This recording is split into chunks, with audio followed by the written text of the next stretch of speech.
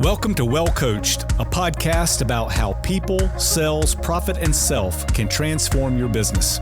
I'm your host, Chris Weinberg, and I have helped hundreds of entrepreneurs get into their highest productivity zone and become corporate enough to succeed. Let's get into today's episode. Hey team, welcome back to the Well Coached podcast. We have another unbelievable fun thing lined up today, and Regina Wells is here, and this is going to be a story of a vision, a story of grit, a story of transitioning a family business and staying relevant in a very crowded marketplace, and maintaining excellence in how we do that. So welcome to the show. Thank you. Yeah. And she's just one of my favorite people in the whole world. She's open. For those of you who live in Nashville, you probably have heard the name Miss Kitty's Dog Resort, and it sits right on I-65. And she opened this business in 1991. So you talk about the entrepreneurial journey that people go on. Most businesses fail within the first year. Another big set fell within the first 5 years. And here you are, over 30 years old, and just knocking the socks off of it. And I'm so proud of you. And I mean, quite frankly, the next thing we need to do with you is write a book, because it is a story of, she is a bootstrapper. She is, there's not somebody sitting here that went to an Ivy League school that learned how to do business out of a book. I mean, this is out of grit. And what Regina does better than anybody else is she's got a monster personality, and she cares about things and cares about people. And she couples that with a ton of drive. So for those of you that are following along with the disc profile that we use, she's very similar to mine. She's got a high D and a high I coupled with that very low S and low C. And what that shows up as, someone usually with a pretty big personality, but right behind that personality is a whole lot of grit and a whole lot of drive to get to where you're going. And that has sometimes shown. Sometimes we get off on another path. Listen, it's also called the Hot Mess Express disc profile, right?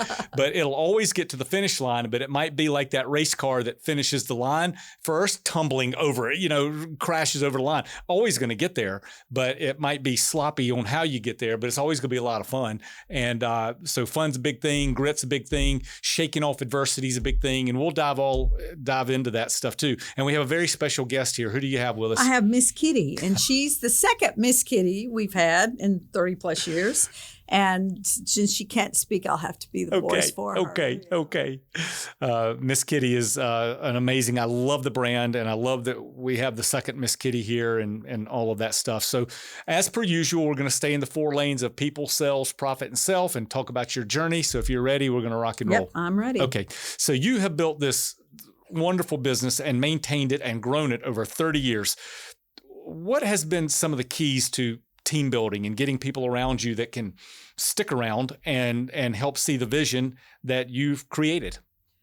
I think, obviously hiring the right staff, which can be a crapshoot, but you've got to have people that in this industry truly love animals, and all the typical things that you need from an employee is, showing up, hardworking, et cetera. But in our industry, they've got to be caregivers. They've got to have that as number one. And I'm sure that goes through seasons through the years of when that's harder and when that's easier, and all that stuff. And right? we've got the back of the house are the nannies. Okay. And they don't have to have people skills, and they don't like people, most of them. Yeah.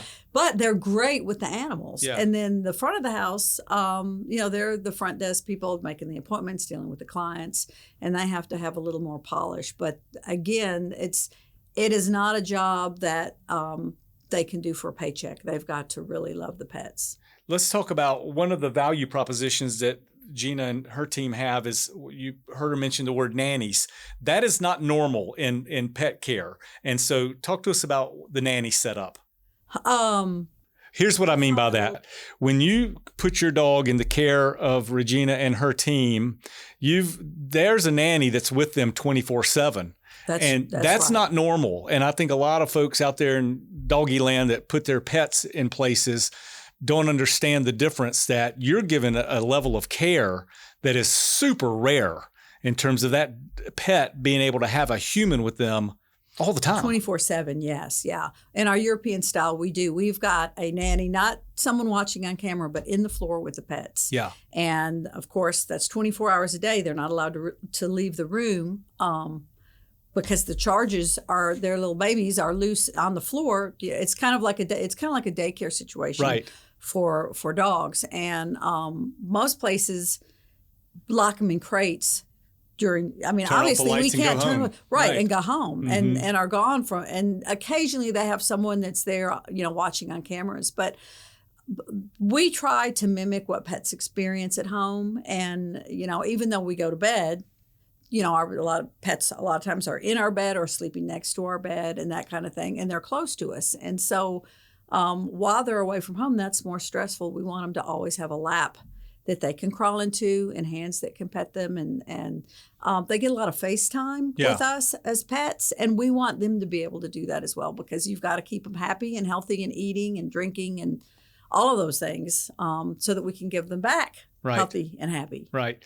And guys, that is a raving fan moment. We talk about creating raving fans in your business, and lots of people out there call themselves a doggy boarding or a doggy daycare. And what are the things that separate Miss Kitty's from the rest of the pack, no pun intended, is this is one of them, the European style, where there's a nanny 24/7. And that is such a value creation. And what that has done for her is create loyal generational families that come to you. Yes, we've got people that are on their third and fourth pup. Yeah, it's amazing. It's an amazing loyalty that you guys are able to create with your client base. Well, not every pet needs that, but they all love it. Right.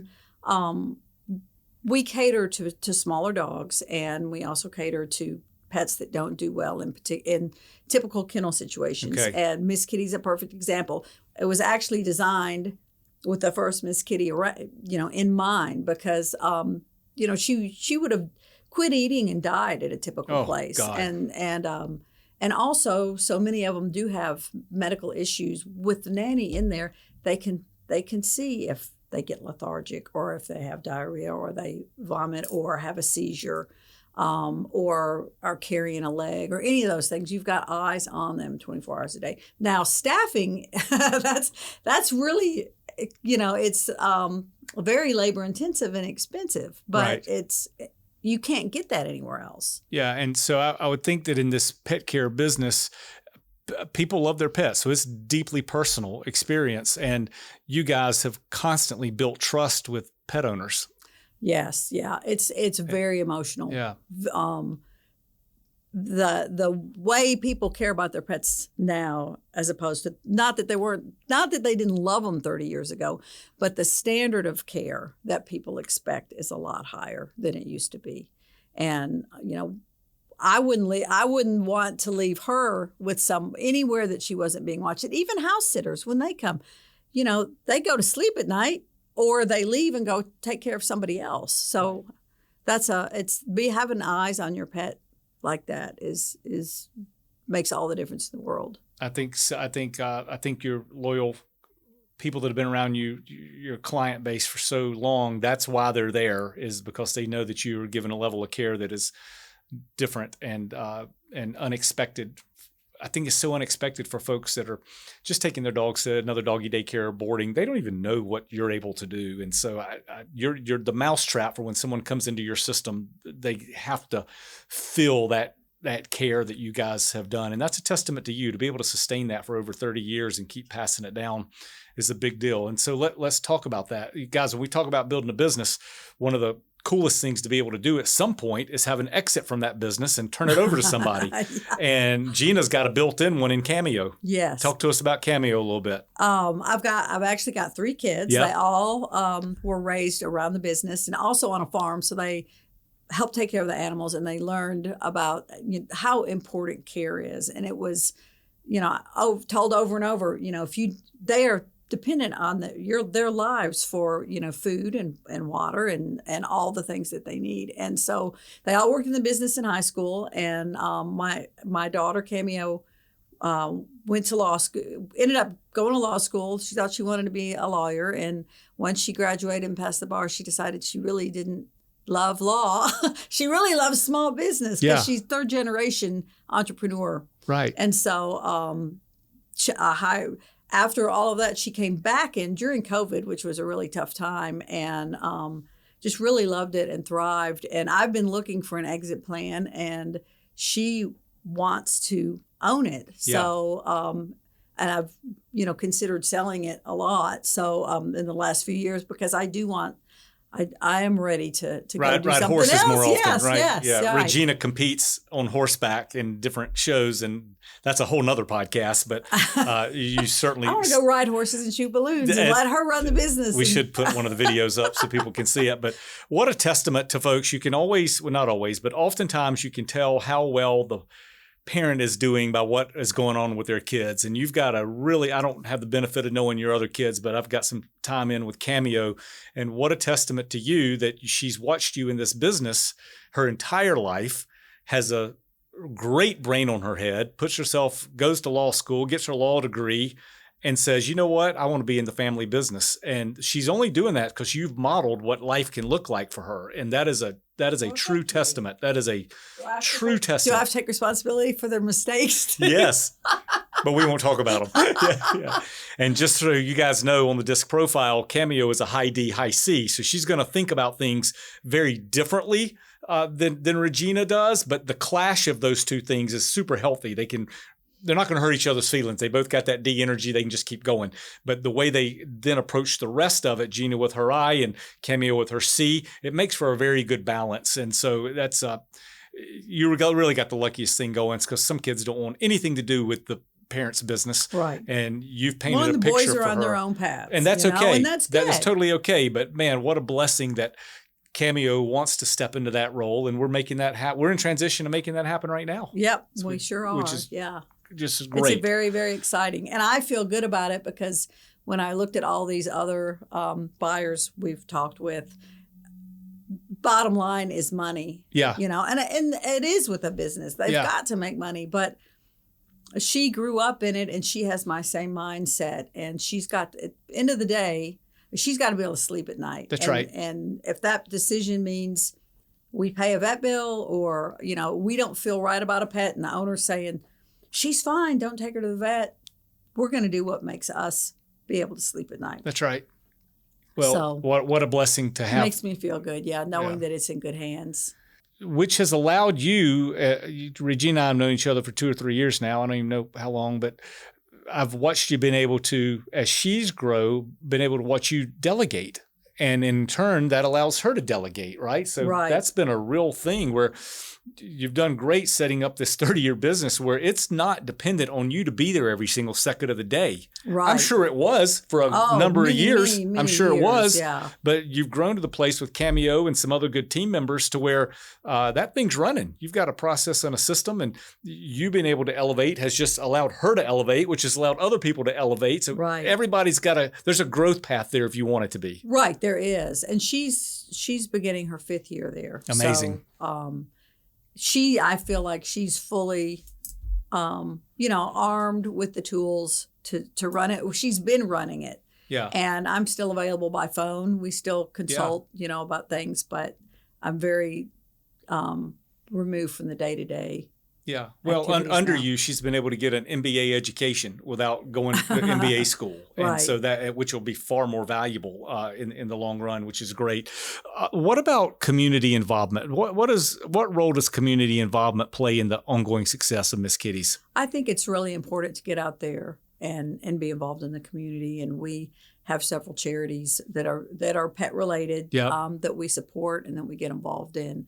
And I think it just that presence and knowing that you're doing something to help, to help the community. And as I said, usually they're pet, most of everything we do is pet related. And it also, it's good for the employees too and the staff. Yeah. Get outside the 4 walls and go meet and greet and give back a little bit. Yes. Yeah, for sure. That's amazing. And part of that is you guys are on quite a streak. You every single year are winning Best Doggy Resort and Best Doggy Daycare, and I'm sure that has a lot to do with the way you take care of the animals, but also you're out and about so people can see you and they know you and you're giving back and things like that, and all of those things are law of attraction to get people to love you and love your business. Right.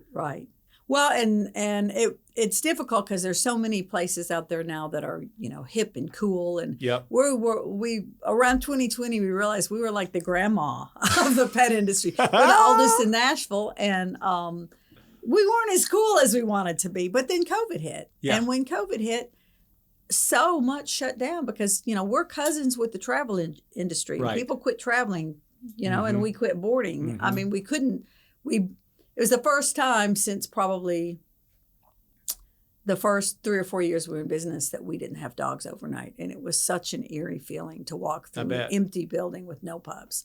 But suddenly our deep roots kept us afloat while all these other places went out of business. Right. So all of a sudden it was cool to be the grandma in the industry because we were so stable. That's right. And to your point, a lot of places might come and open and they look sexy from the outside and all that kind of good stuff. But the basic business principles that have created your raving fans over the long course of time keeps you surviving during tough periods. Right. And I think people don't realize the pet industry is completely unregulated.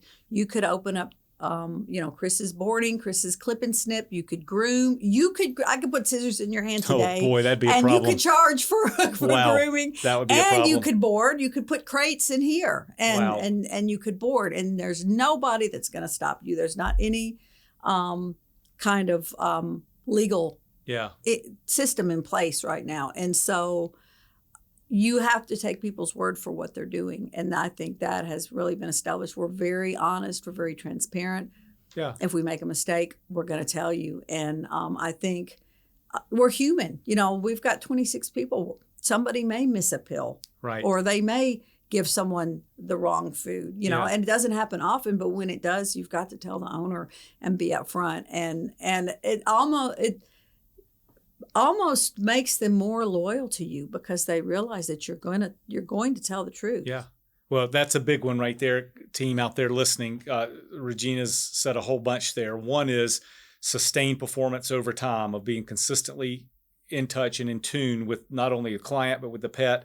And also perfection is not a real thing, right? You're going to stub your toe sometime, and calling it out immediately will build trust with folks, especially when you have the ability to recover from it, which you do, because if the dog's with you, I mean, you're going to overcome missing the pill or whatever it might be with this sustained performance of them continuing to give you another shot.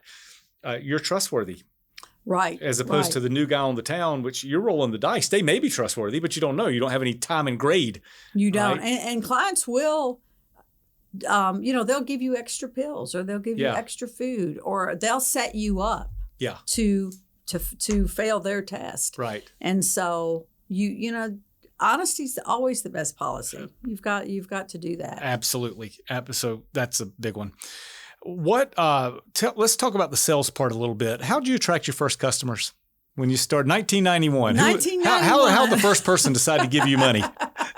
Well, one thing we did was we dressed our dogs up and went down to the 4th. We would go to events like, the 4th of July fireworks, give out business cards, did that kind of thing. As soon as we could, at this time, the whole pet industry was not what it is now. So we started sending press releases out to the news and we started doing events there. Okay. We had a doggy wedding, a bride and a groom and a wedding cake. And, all the local channels came out and filmed it. We did a bungee jumping, which was actually just a photo opportunity of a dog kind of in a harness with a, and we did all kinds of kind of publicity things to we had probably the very first doggy haunted house in Nashville. We had a Halloween Halloween contests and all of that kind of thing, just to get people talking about us. Awesome. So the lesson there, guys, is when you're starting a new business, you've got to create momentum for yourself. Right. You can't just build it and expect people to come. No, it was so scary. Yeah. I mean, it really was. Yeah, I bet. We had to do it, and there weren't, you didn't have the social media platforms like you have now. It's harder now because, we're one of many in the big picture. Yeah. And so, you've just got to be more creative. Yeah. And just adapt, right? Yeah. Constantly evolving, which you have. Like you said, you've been on every news show out there, and that used to be the way. And bungee jumping with dogs and all that stuff. And doggy now it's the shows. social, doggy fashion shows. And now all of a sudden, boom, social media, and everybody can be on there. But you guys have kept up. You've got a great social media gal, and she does a great job, I think, keeping you guys consistent out there.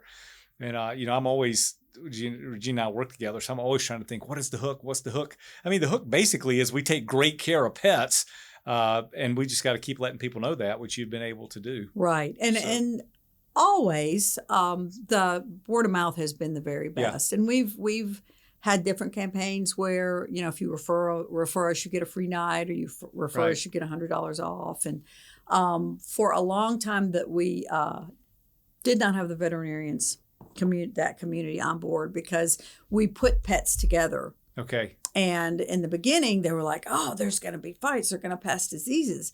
But the truth of it is they're all vaccinated. Right. They've got every kind of immunization they can have. And pets are social creatures. They're pack animals. Yeah. Right? They want to be together. Take the owner away and take their belongings away and put them on neutral territory, and they get along great. And they love to go out and play. And you've got the players and you've got the watchers, but the watchers are just as intrigued by watching the others play. Yeah. So it took about 5 years to get the vets on board. And then now that's one of our biggest supporters and referrals. That's amazing. It's a mixed bag, because a pup will go in and have like a knee surgery, patella surgery, and the next day their owner brings them in and says, we're off to Bora Bora, but will you take care of her? Good luck. Yeah, but we definitely appreciate the referrals. But again, we do take care of more fragile pet pups in a lot of places. Pricing is always a struggle. What do you charge? All that kind of stuff. We're not the cheapest guy in town by any stretch of the imagination. How do we communicate the value of Miss Kitty's premium services? It's very difficult. It's client education. Yeah. And we still struggle to get that out there, because people don't want to read a lot of stuff anymore. Right. And so we try to verbally do it. And we are all inclusive. Right. We feel like pets need to go outside every day. They need to be outside and smell the fresh air and walk around on grass and get some activity, because it keeps them, eating and healthy and happy, and it lowers their anxiety and keeps them from getting depressed, which causes a whole host of problems. And other places will charge a la carte for the most part. Okay. And owners, you think you know your pet, and you do, but when you're away from home, you don't know how they're acting and what they need. And so we provide all of these things under one price, because we don't want a client to say, well, he doesn't need to go out that often, so I'm not going to pay for that. It's all inclusive. And so if you look, it's not apples and apples. And that's the hardest thing to communicate, is you can't even pay at another place to have your pet go outside 5 times a day or every 2 hours. Right. It's not available, but we have it in our price. So it's challenging. Yeah.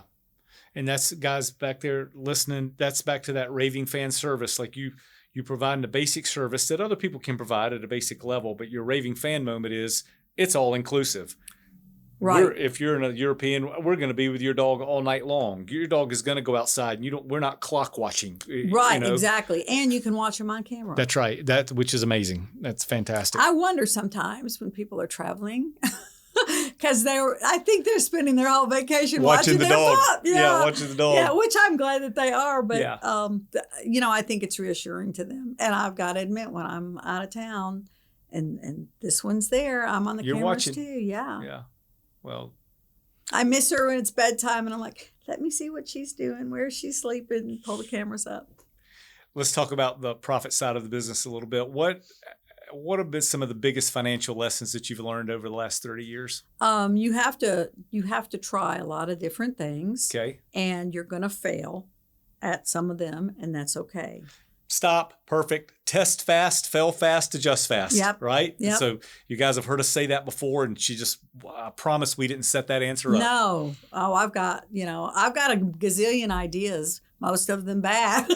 But you narrow it down, and you do everything you can to kind of test market it and see if it's going to work. And then you turn it loose and see what happens. You cannot be afraid of trying. Right. I think so. And they're lessons. They're really not failures. They're lessons. They That's really beautiful. are. What a great way to put that. And so, team out there, if you're thinking about starting a business or thinking about making changes, just do it, because failure is not fatal, right? You just get back up and go do something else. You're going to get knocked down. That's exactly right. That's and going to happen. And boy, you've got a story of grit, which is awesome. So, okay, so that's the lesson. That first question there is try a bunch of stuff. If it doesn't work, shake it off and keep on moving. Go do the next thing. Well, yeah, and I think the other thing, especially after being in business for so long, we get to a point where it's like, well, if it ain't broke, don't fix it, you know? And we had so many things that were sort of set in stone that we thought, you know, there's no reason to change these things. Then COVID hit. Yeah. And suddenly, for the first time, we had a layoff, and we laid off 18 people. Yeah. And we had to figure out how to survive. And things I would have never considered changing or modifying before, suddenly we had to pivot to stay. You know, we'd been in business 29 years, and it was like the final exam. I said, I'll be damned if I'm going to go out of business now. Right. So it meant a lot of bobbing and weaving, pivoting and modifying, because the finances weren't there. Yeah. But we figured it out. So never say never. It'll bite you every time. Yeah. Yeah, life is full of curveballs, isn't it? And some people have an ability to adapt and change and keep going, and some people get stuck. And I mean, life is peaks and valleys, right? And yes. And when you go through those valleys, that the old Winston Churchill quote, "I wish it was mine." So you find yourself going through hell, speed up. Yeah. And that's part of that test fast, fail fast, adjust fast. Yes. And you have that. You're built that way. So it's one of the most interesting things to me has been to look at other small businesses during 2020 and see what they did to stay in business. And it's amazing. We all got scrappy. Yeah, we did. We got lean and scrappy, and we cut the fat.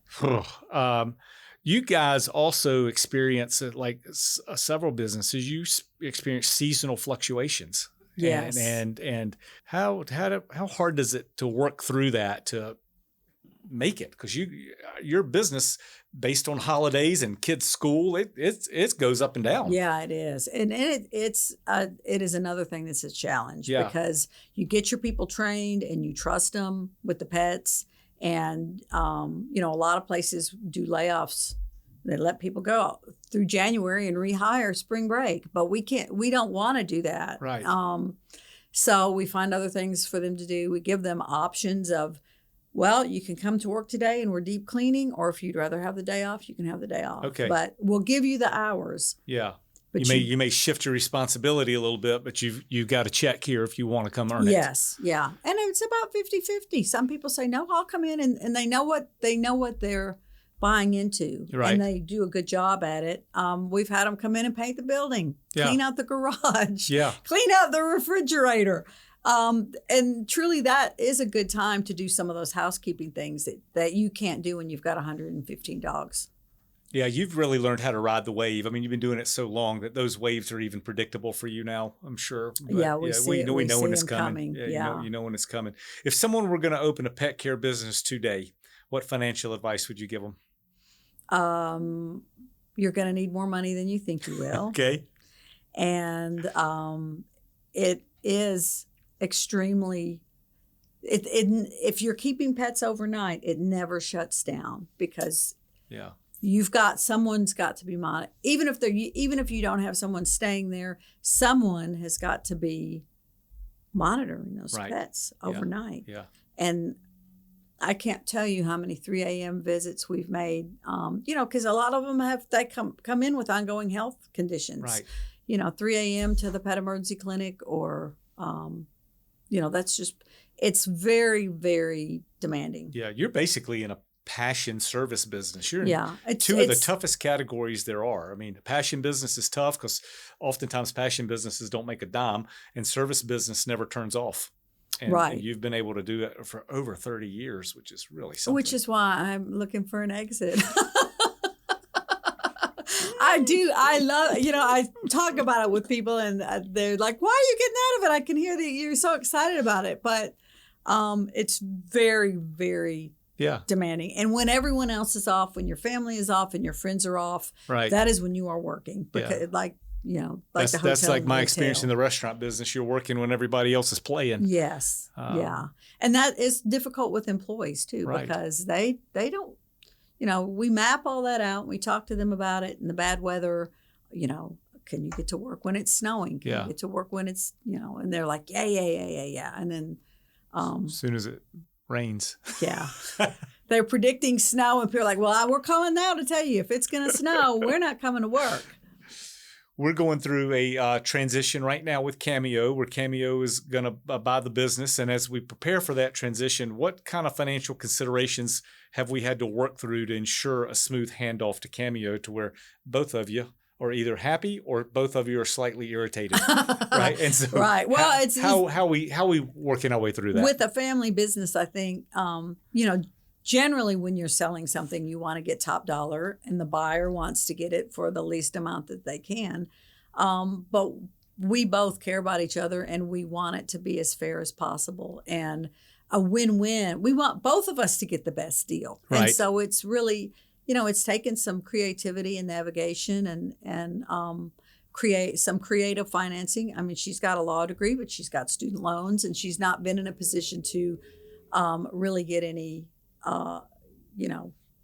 equity in anything. And so it's taken a lot of smart minds brought to the table, one of them being you, to help us figure out how to make this work. Well, I've enjoyed being a part of the process. And one thing, guys, either working in a family business is either the best thing in the world or the worst thing in the world. And Regina has made it, and Cameo has a lot to do with this too, but you can tell they trust each other completely. So even if we're disagreeing about what the number is, it's not from a place of selfishness ever. It's not. And it's that I work with a lot of generational transfer businesses, and to be honest with you, I've never seen one go this smooth. Really? I mean, normally it gets very cantankerous, and you guys haven't done that, but it's coming from a place of love, and you've been around each other a long time, and she has watched you operate as a human and as an adult for her entire life. So the trust factor is super solid there, and you're not greedy.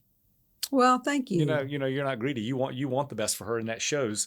And I think she does want the best for you too. Yeah, I think so too. So it's going to work. And I think something that I told my kids over and over is they had to work it in high school because I wanted them to have a work ethic. And then they were trained, so they wanted to work in it during college and stuff like that. But I said, no one is going to sit back and fall back on the family business. You have to go pursue what you want to pursue. Mm-hmm. And if you come back around that this is what you really want to do, then we'll talk. Because number one, it's not fair to you to not be the best that you can be. And it's not fair to the business or the pets to have someone who is taking it out of laziness. And so the boys haven't made a peep about wanting to do that.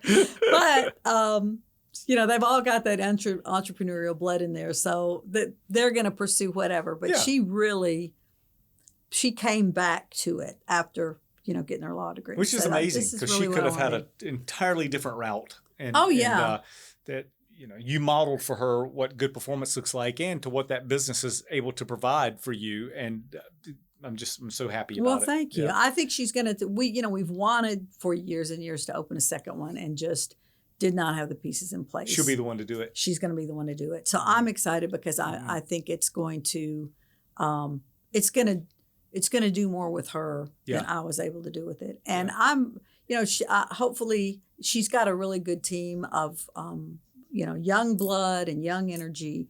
And I think, that's the bolus that it needs.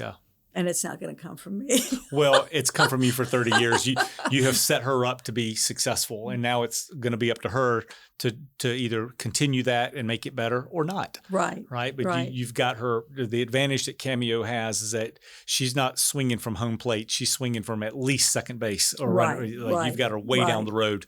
And she's so she gritty. recognizes that. I have no doubts. That she's gonna nail it. Let's talk about the self category a little bit. What has been the hardest moment in your business journey, and how did you overcome it? There were two. One was the dissolution of the partnership that I had with my husband, and we divorced, and I got the business. Yep.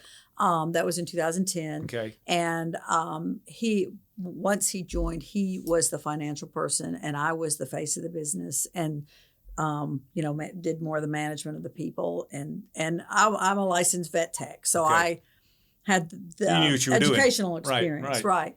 And some of our friends were taking bets that I'd run it into the ground within the first year, and was really confidence shaking, and that was really, really tough, thinking, can I do this business part?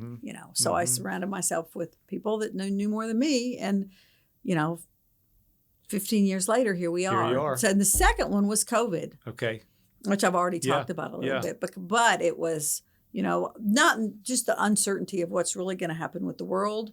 Is travel going to pick back up? What are we going to do? Right. Will it ever look the same again? Yeah. Right? Yeah. And thankfully. Yes. we came through it. We bounced back. Yeah. Wow. Our business is so deeply emotional with the pets. How do you balance the personal attachment to the practical side of ownership, the personal attachment to the pet or to your clients that have been with you for generations but I'm also running a business here? You've battled that with us a lot. Yeah.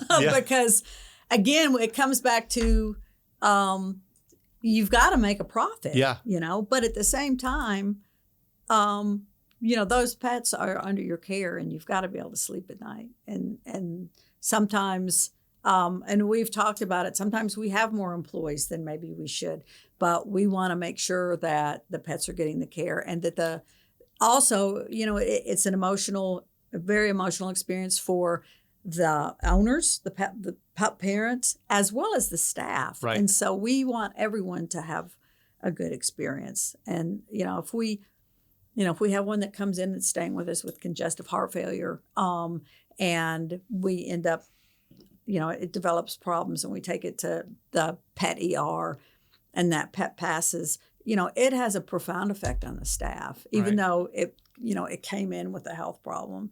And it's a thin line.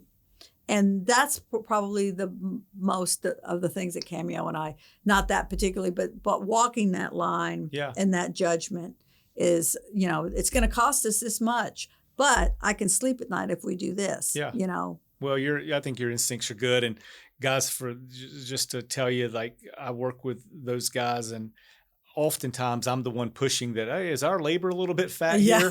And they push back on me every single time. We do. Every single time they push back on me, which is the right thing long term, right? If you're just looking at the profit side of the business, I have a case to make. But if you're looking at the people sales profit side of the business, your case outweighs, right? Because your instincts are knowing that if I take great care of these pets, the pet's going to have a better experience. The owner's going to see it.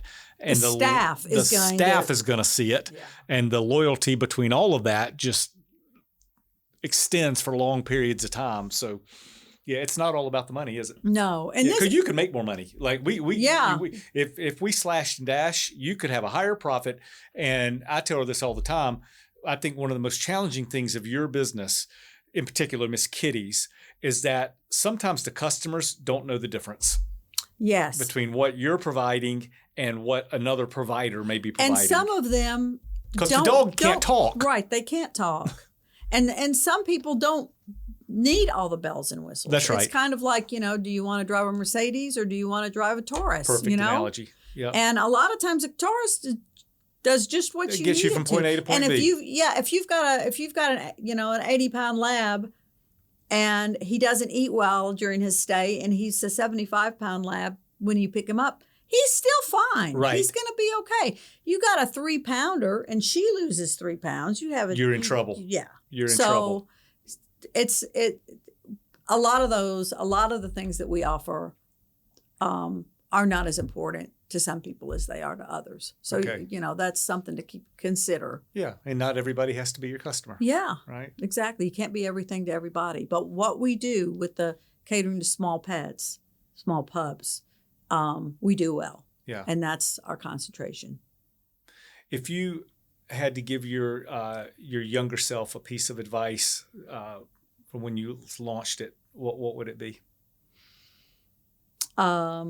If I had known how hard it was going to be, this isn't exactly answering your question, I would have not had the grit to do it. I do know that. However, in retrospect, I'm glad that I did. But if I had seen how hard it was going to be, because because you can never turn it, because you can't lock the door and say, whew, yeah, we're going to be a week late on that delivery, but that's okay. They'll understand. You can't walk out and, you have employees that don't show up. You've got 85 dogs that have to be fed and pottied and all that. It's very labor intensive. Yeah. If I had advice,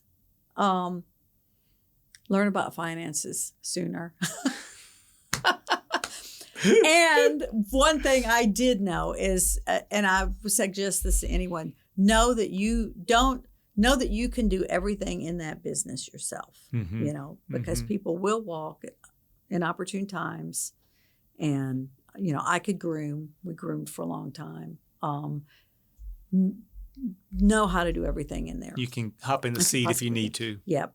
And you will. There will be times that you have to. And maybe just for a short time. Yeah. So she said a lot there, guys. I mean, one is, and this won't be in any order, but what I picked up on is learn the finances early. Well, remember, in people, sales, profit, self, most people are really good at one of those naturally, sometimes two, never four.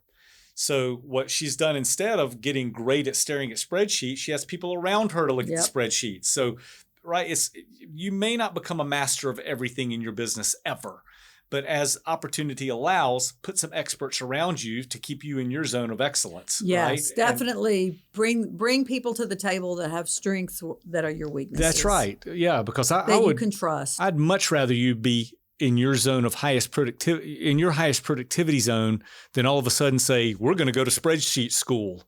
That ain't the right school for you. The same way with an accountant, who's naturally great at spreadsheets, I would never say, let's teach you how to be in front of people. Right. That's very true. If you can stay in your lane, it's easier to maximize what you're already good at. Now, early on, you kind of got to wear all the hats. Totally get it. But as soon as you start getting traction, get people around you to help with the deficit sides of the business. Yeah, and that part about grit, guys, she said, I might not have done it if I'd have known, or something I'm paraphrasing. People do not follow on top of mountains. And what you've got here with Gina is someone that has scratched, clawed, fist fought for 30 years to build a wonderful life, right? She's got 3 kids that are all doing great. She's got a beautiful farm. She gets to ride horses, but she didn't fall on top of that mountain. She climbed and fought and slid back and climbed again. Lots of blood, sweat, and tears. Lots of tears. Yeah, but that's part of the journey. It is. And part of that entrepreneurial journey is that you're getting to bet on yourself versus betting on somebody else. Yeah, right? And I would always be, bet on yourself, man. Bet on yourself. And that we talk about that a lot on this podcast too. That doesn't mean everybody's got to go be an entrepreneur. But if you're thinking about it, bet on yourself, because it's not like the old days where our moms and dad might have stayed in the same company for 50 years. Those days are over. Yes. So no matter where you're doing your career, it's a gamble. Yeah. So if you've got any entrepreneurial pull, go for it. Bet on yourself. And you have done that now for decades. And what I most admire is that you've taught your kids how to do it. And now Cameo is going to go bet on herself. Right. And that has got to make you unbelievably proud. Yeah, it does. Yeah. I'm proud of all 3 of them. They've all had different journeys. But they're all good journeys. They're all cool journeys. All good. Yeah. That's right. Yeah, absolutely. Well, apples don't fall far from the tree. So well done. Well, thank you. Like I said, I think the only problem with that is, kids are going to be kids, and we were all young, and made our, they're gonna do some crazy stuff. It was easier when we were kids. There was no social media. Yeah, and roads weren't as crowded, so the margin for error that we had was much greater than the margin for error that young kids have today. Yes, and there's a lot of fear and anxiety, and I mean they've had a tough time with the things that they've been through growing up, and there's a lot more doubt and fear, and that they've got to overcome. Yeah, right. And all of that. All mistakes are out front for everybody to see. Right. Yes, for sure. And like you said, the social media and all of that is tougher to grow up now. Yeah. Well, this has been great. I think, guys, my takeaways from Regina are, if you can see it and dream it, go do it. Right? Go do it. And if you, whatever chosen lane you're going to be in, you got to find the raving fan moment, because just about every business is a commodity, right? Like people, to our point, people can go put their dog anywhere. That's just about a commodity business. And to make it of high value and raving fan, it's the little plus ones. It's the European dog deal. It's the generational business, that the continuity that you've had in that business. That's what earns trust over time. And so where it becomes, for most people with our clients, it's not price sensitive. Now, some people are just bottom feeders, but that's okay. Let them go be, like to your point about the Taurus. But for those who recognize value, the price becomes not a thing. And that's how you lift yourself out of commodity. And you have done that. And so well done. I'm so proud of you. Well, thank you very much. Yeah, it's just great. I can't wait to see what happens with Cameo. She's going to crush it. Yeah. She's going to crush it. But you've got her off the launch pad, right? She's starting from such a wonderful base. The pressure's on her. Yes. And I was 29 when I opened it, and she's 28. So okay. It's interesting. It's so interesting. So many family businesses, when they go through the first layer of transition, they get wobbly or even fall apart. She's not going to do that. No. And the other beauty is you're sitting right there with her, right? You're not going anywhere. So it's great. Yeah, lots more phone calls. That's right. But that's okay. Thanks for being here. And thank you for having us both. Yeah, Miss Kitty. It's great to see you, Miss Kitty. All right, guys, that's it for the day. Go like us, subscribe us. If you enjoy the episode, share it on all the normal podcast platforms, and we'll see you next time.